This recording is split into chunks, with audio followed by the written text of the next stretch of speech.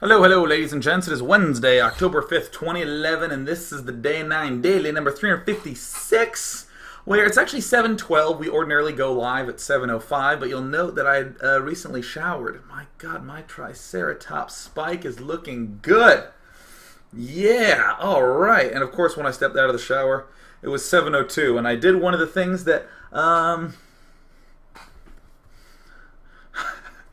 I did something that I don't actually know if you guys do. Perhaps this is unique just to streaming, where when I turn on XSplit, this is the screen that it's on, right? It's on my logo. And what I do is I go live, and then I like come over to here and I adjust the camera. You know, I might like do one of these sorts of tweaks to it, that kind of thing. But the problem is I had to go live when I was completely and totally naked, right? Because I didn't want to like put clothes on and then it's like 7:06 and then I go live. So I just put it to this while I'm like in a towel. But of course I'm still scared because the light on my webcam is on. And anytime I see that blue light, I panic. I don't know if this happens to you. Sometimes like Skype installs updates and it's like just trying to make sure that your camera's working and it kind of like flashes the light and I'm just like,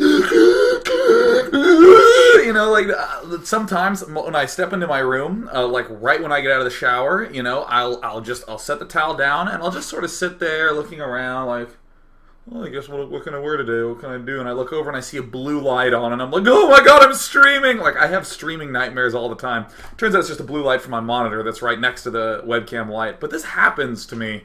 I don't know if it happens to you either, but I guess such is the life of a caster.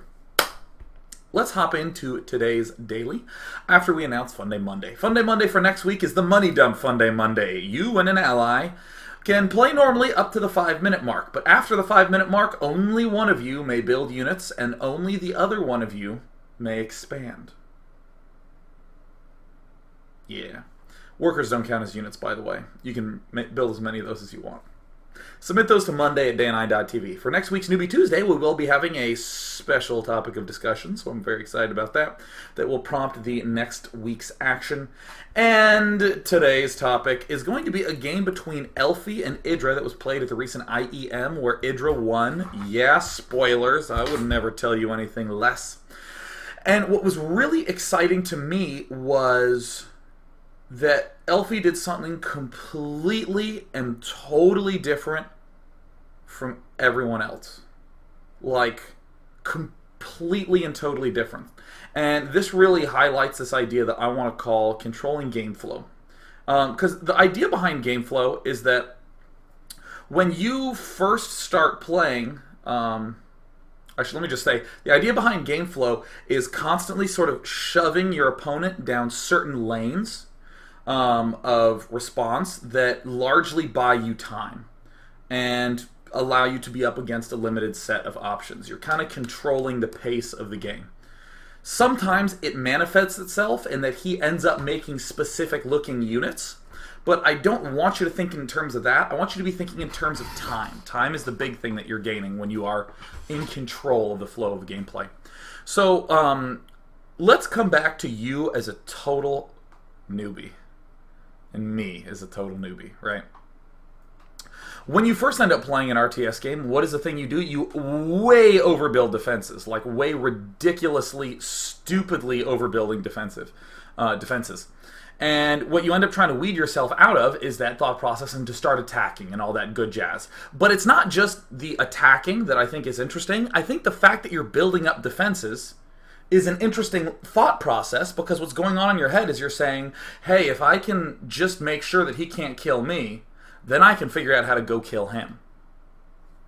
This is essentially what happens in the big defense logic. And this actually still stands up until like the way up into like even Grandmaster players kind of have this like continuing logic where they'll be thinking something to themselves like, well, yeah, I want a build that can hold off that, and that. And then I can figure out how to end up doing some other stuff. So you end up seeing a lot of themes, consistencies pop up in the matchups that are kind of have a defensive aura to them. Even the following very simple statement. I will early expand as Protoss, I will wall myself in, and I will get sentries up. With my walling and cannons I can defend almost anything, and against the Banelings I can force field. Good, I guess I'm in pretty decent shape. But even then, there's still the sort of underlying idea of I want to defend everything until I end up stepping into the attacker's role. So what we're going to do is we're going to step into this game of our good friend Acer's Elfie with the sound already enabled. How unusual! And we're going to take a look at him doing everything absolutely psychotically from start to finish. Now things are going to get really weird really fast, and what's so fortunate is that Idra is going to play nice and straight up and standard, and that will allow us to compare this weird new school style from Elfie with this totally funky normal looking stuff from Idra. So let's go ahead and continue checking it out. Elfie is going to be doing himself an early expander, and there it goes down. This is all fantastic. And I want to just get up to a reasonable point in time. We're going to see kind of a normal early expand out of Elfie. Out of Idra, we're just going to end up seeing a pool, and then an expand, and then another expand here, probably around a little after 4 minutes. It's a really ridiculously fast third hatch. And I want to look from Idra's point of view at the start, just so we're clear on the standard, typical sort of thing that Idra is going to be doing. There's a spawning pool going down. Why are we getting pool first? Well, we want to be able to not die to any cannon rushes, which actually are very good. We want to be able to kill off this pylon that ends up popping out, which can be really annoying. We can always just expand up here if we're really freaking out. But Idra is just going to play a little bit more stably. And I believe he ends up taking this one first, I want to say. And of course, over on Elfie's end, he's going to be just getting up kind of a typical early expand. He goes Forge, he goes Nexus. Because he built this pylon here, he has to build a cannon before he builds the gateway, just to be able to survive in time. And what I want to do is actually remove the production tab and just look at Idra for a brief moment. There's his one hatch going down. And a little after the 4-minute mark, probably around 4:30, this droney, I believe, will be hightailing it up here, unless there's a new drone that ends up going up there. Come on, Idra. There it is. There's our good little hatch. Yeah, right before 5 minutes. Now, the Zerg's logic in this is that if we're cross-map, and most of the time you're going to be doing this early expand cannon-y business, and this angle is intentional to conceal more on the map, if he's going to be doing that, then I can just easily get a ridiculous amount of drones up, easily get 3 bases up, and most importantly of all, but kind of subtle, by taking this as a third, I have effectively secured this 4th base. Now let's talk about some standards. Let's talk about this painful, grody looking mindset, or painful, grody little thought process that can end up being oh so ruinous. I do not know how this cup condensed so much water, but my table is just dripping. This is the most condensation-friendly glass of water. Yeesh. Alright. Let's talk about standards that Protoss does, shall we? When a Protoss early expands, and I even pose the question to you, beautiful people, in the live chat, what are some standards that Protoss ends up doing? I'll throw out one right now. Early expanding Protoss will throw down a Void Ray to end up doing some sort of fun fanciness with that, to harass. The Overlords picked them off to harass the third. We see a lot of people saying air pressure. This is so awesome. Let's see, what else is there? Yep, I see in there, we see a 6-gate robo, 7-gate, and a +1/+1 push. Yeah, it's all these other sorts of various tech options that we can do that, DTs, Blink Stalkers, looking good, Colossus, cry about imbalance. These are all completely normal things for Protoss to do. But one thing I just want to note is that almost everything there, actually everything there, relies on our cybernetics core being done. Robotech with observers, using the Void Rays, getting up Dark Templar. They all require that our cybernetics core is done. Our cybernetics core is not going to finish too early at all. I think it finishes well after the 6-minute mark. So this means that for a long time, Zerg has absolutely no pressure put on him. Is this good or bad? It's just a fact, right? It's just a fact. I just want you to think of it as a fact right now. Now, let's do a brief history of this matchup. Let's do a history of Zerg versus Protoss. In the early days, Zergs were just not taking 3 bases very fast at all, like ever. Zergs would not take a fast 3 base. They would be doing 1 or 2 base generally trying to get their first expansion up. So a lot of the early pressures that you would try, like just, I don't know, sending out a few zealots, it would work horribly because he'd already have roaches out, he'd already have zerglings out. This is when the 3-gate zealot sentry expand became very, very, very popular. This is when things like the 3-gate 1 robotics facility immortal push was very, very popular. So Zergs would have a lot of defense up on 2 bases very quickly. Over time, what would end up happening is that players kind of started to discover, from the Zerg point of view, wow, I can actually get away with expanding a really good amount. And then that became the big trend, is Zerg getting 3 bases really, really, really, really fast. Even against a player who would go for a 3-gate expand, they would still get their 3rd base up really, really, really, really fast. And the problem that I have is that what players would do is they'd look at the old style of Zerg, and they'd say, old Zergs, you're staying on 2 base a lot. And Zergs now have really good 3-base defense. In between that time is where Zergs were dabbling in taking a 3rd base, and this is where all the major Protoss strategies ended up folding out of, was being really good at killing a Zerg who was dabbling in taking a 3rd base. Think of the early air pressure that Zergs would do. Well, if the Zerg doesn't take his 3rd in a certain way, you can just outright kill it with a Void Ray. Easy peasy. If a Zerg doesn't take his 3rd expansion in a very exact way, you can kill it really easily with a 6-gate. Super duper easy, right?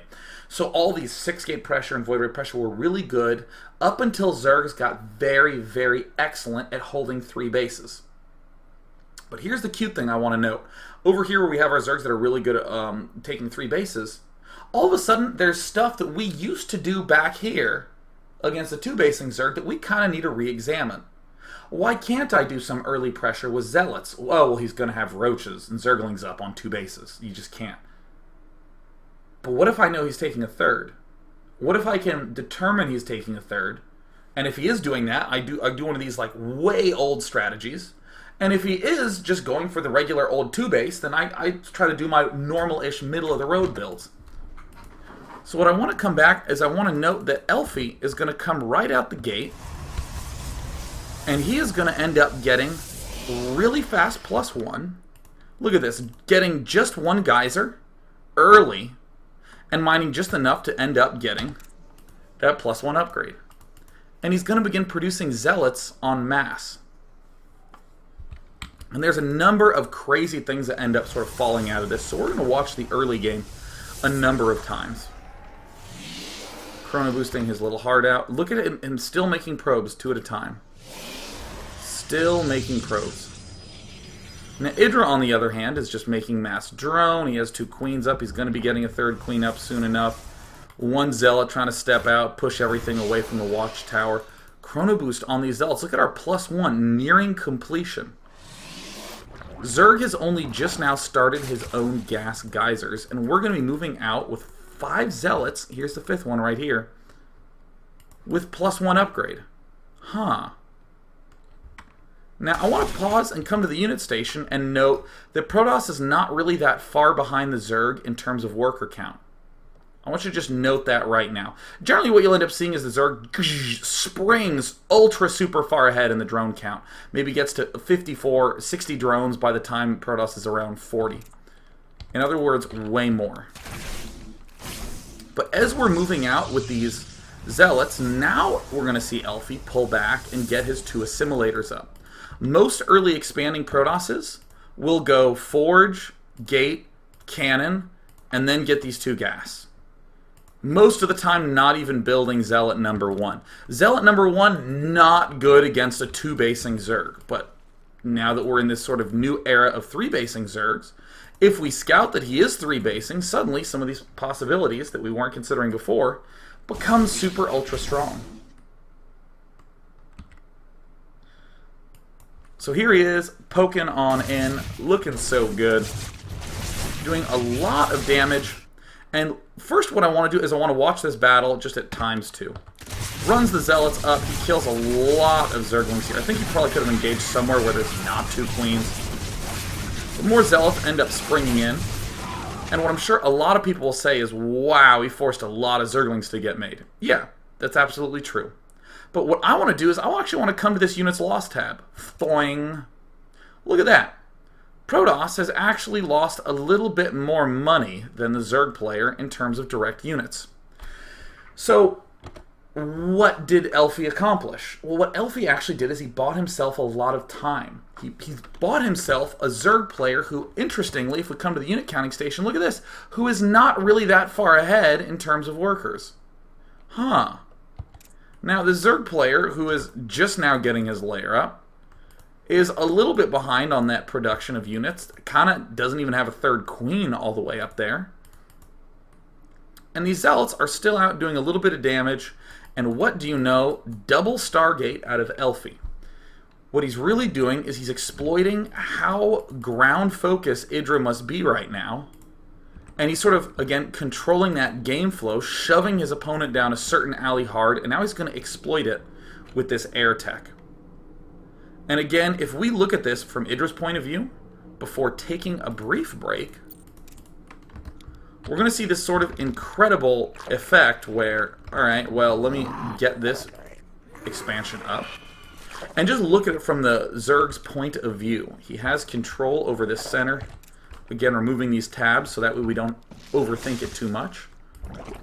And here is Idra just getting his bases up, getting the creep tumor up, even having the energy of the queens synced up. Third not even really done yet. Okay, now that we're starting to get a little bit low on money. You see, look, he's spending all his larvae. Okay, cool. Around 41 food, we're just getting 2 gas geysers up. We don't really have control of the watchtowers anymore. That's fine. Our opponent early expanded. Zergling speed. Oh, we're actually getting an evolution chamber first. Because Idra kind of wants to get up a +1 attack and wants to be able to deal with those air units, and then suddenly there's 5 Zealots coming down at his door. Has not even really begun mining gas yet. And we're about to see some larva injects pop off these hatches. And suddenly this spine crawler is actually kind of a panic mode spine crawler. It's kind of one of those, they really are coming at me, aren't they? And we see that they're +1 Zealots already. That came very, very, very fast. And now in this engagement, it's a little bit of a bad angle for us. Or excuse me, for Protoss. But as a Zerg, okay, cool, I've held it off, and I've only just really gotten myself started.